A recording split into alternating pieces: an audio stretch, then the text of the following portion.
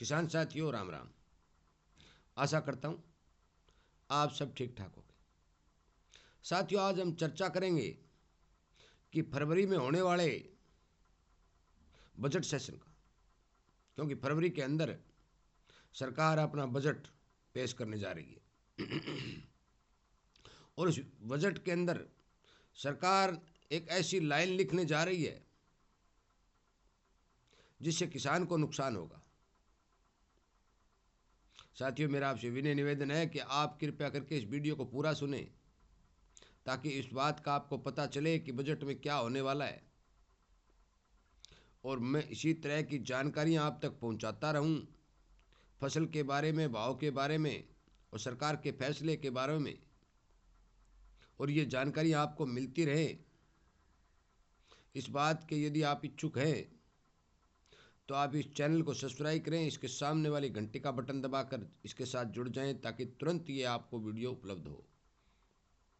इसके साथ मैं आपसे निवेदन करना चाहता हूं कि आप इस वीडियो को शेयर ज़्यादा से ज़्यादा करें।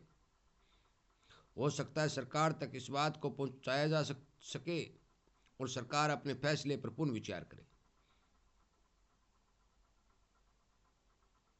साथियों, इस सरकार के अंदर जितने भी मंत्री, एमएलए या बड़े बड़े अफसर लोग बैठे हैं, उन्हें उन सभी से मेरी हाथ जोड़ के विनती है और मैं पुरजोर प्रार्थना करना चाहता हूं कि आप अपने इस फैसले पर पुनः विचार करें। अभी समय है, बजट पेश होने में 15-10 दिन का समय बाकी है। साथियों, हम चर्चा करेंगे कि सदियों से चली आ रही जो किसान को खाद के ऊपर सब्सिडी दी जा रही है, उस सब्सिडी के बारे में। सब्सिडी कंपनियों को दी जा रही हैं, सब्सिडी हर वर्ग को दी जा रही हैं, किसान को भी खाद पर सब्सिडी दी जा रही है। कुछ वर्ष पहले यह बहुत ज़्यादा थी, परंतु धीरे धीरे घटते घटते पिछले साल इसको 2 लाख करोड़ के ऊपर सिमटा दिया गया। खाद के रेट बढ़ने लगे, कंपनियों ने अपना मार्जिन बढ़ाना शुरू कर दिया, सरकार किसान को महंगी मिलने लगी।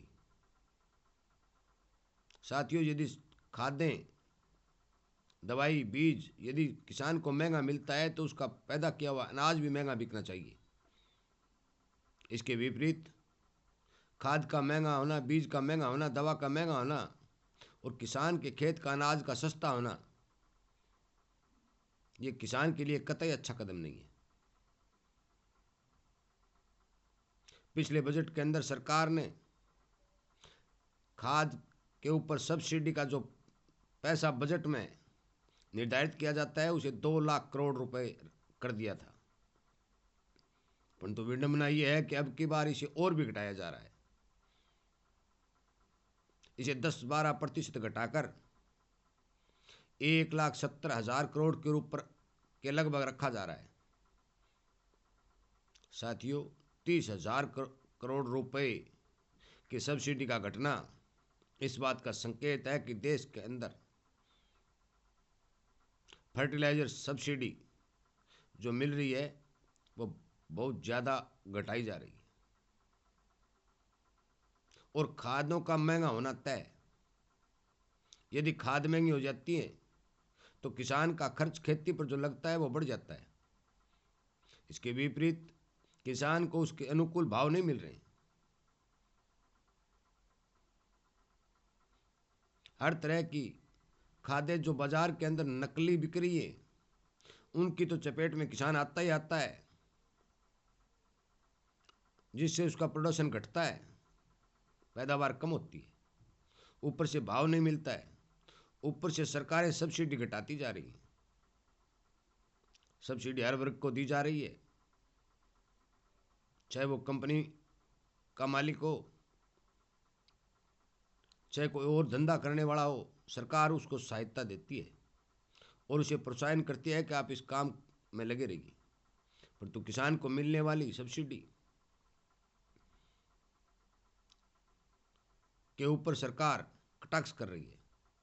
साथियों, मैं आपको एक बात बताना चाहता हूं कि जो सुविधा कंपनियों को मिलती हैं वो किसान को नहीं मिलती। कंपनियां जब भी ये बात सरकार तक लेकर जाती हैं तो वो कहते हैं कि हम भारत के अंदर रोजगार उपलब्ध करवाते हैं। तो साथियों, सरकार को ये सोचना चाहिए भी किसान भी बहुत ज़्यादा रोजगार उत्पन्न कराता है। वो डायरेक्ट और इनडायरेक्ट रूप में अपने खेतों में काम करने वाले मजदूरों को, अपने भाइयों को भी रोजगार देता है।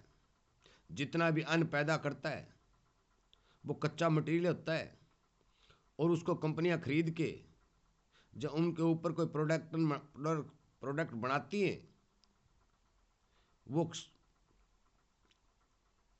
कच्चा माल किसान ही तैयार करता है और उस कच्चे माल के कारण कंपनियां हमारे भाइयों को रोजगार देने पर में समक्ष होती है। यदि किसान कच्चा माल नहीं देगा तो कंपनियां कच्चा माल कहाँ से लाएंगी और वो रोजगार कैसे उपलब्ध कराएंगी। साथियों, मेरा आपसे विनय निवेदन है कि आप इस वीडियो को ज़्यादा से ज़्यादा शेयर करें। हो सकता है कि सरकार के कानों तक ये बात जाए और वो खाद सब्सिडी जो घटाने जा रही है उस फैसले के बारे में पुनर्विचार करें। यदि दिन ब दिन घटती सब्सिडी पर हमने कुछ नहीं बोला और सरकार ने इसके बारे में विचार विमर्श नहीं किया तो खादें इतनी महंगी हो जाएंगी कि किसान खरीदने में असमर्थ हो जाएगा। यदि किसान को अपने अनाज का भरपूर भाव मिलता है, उसके मन मुताबिक भाव मिलता है या उसके खर्च के ऊपर उसे मुनाफा भाव मिलता है, तो भी किसान खाद का यदि रेट बढ़ता है तो उसके बारे में कुछ नहीं बोलता। परंतु मंदे भाव के कारण किसान का खर्च बढ़ता जा रहा है, आमदनी घटती जा रही है।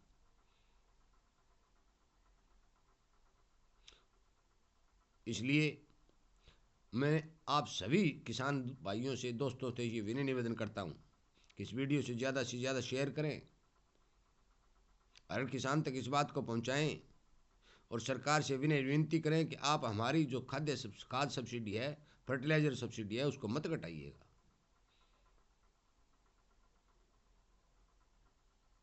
यदि आप इस सब्सिडी को घटा देते हैं तो खादों का महंगा होना तय। कृपया करके मेरी बात पर ध्यान दें। यदि इसी तरह की जानकारी आपको मिलती रहे, इस बात के आप इच्छुक हैं, तो आप इस चैनल के साथ जुड़ें। अपने दोस्तों से शेयर जरूर करें साथियों। यदि आप शेयर नहीं करेंगे तो हर किसान को इस बात की जानकारी नहीं मिलेगी।